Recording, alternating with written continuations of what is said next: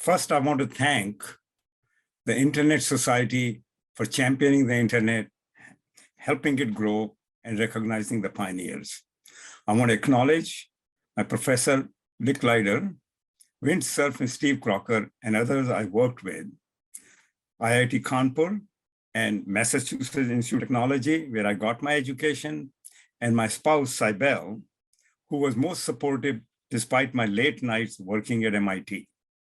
My internet journey began in 1967, October, when I was invited to a meeting in the Pentagon on the ARPANET. Security was mentioned. So I asked innocently to the person next to me in uniform, is security needed because we don't want the Russians to know what we are doing? No, he quipped. We don't want the army to know what the Air Force budget is. Such was the competition for resources from the Congress. In 1969, the ARPANET actually started. In the West, the first few nodes were formed. Soon after, MIT joined.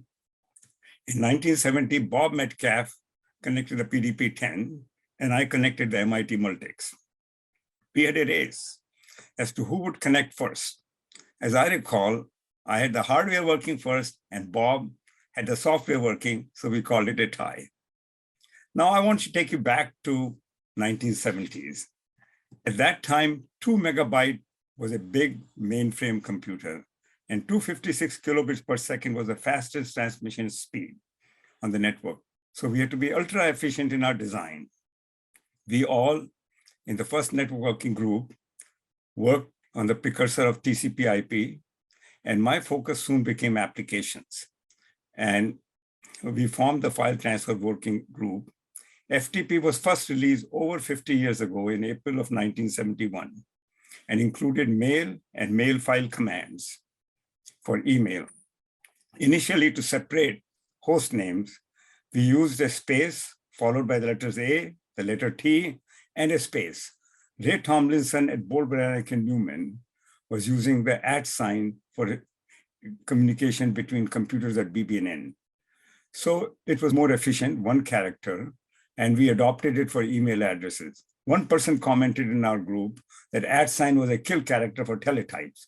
And we said, hey, how long are teletypes going to be around? And another person said that @ sign meant each at, or at the rate of, and may be confusing to people.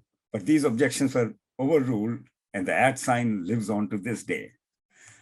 People ask me if the pioneers ever imagined the internet becoming so huge. We thought that it would become the hub of information and the world's knowledge would be accessible by all, which is the Internet Society's objective, to make internet accessible to all.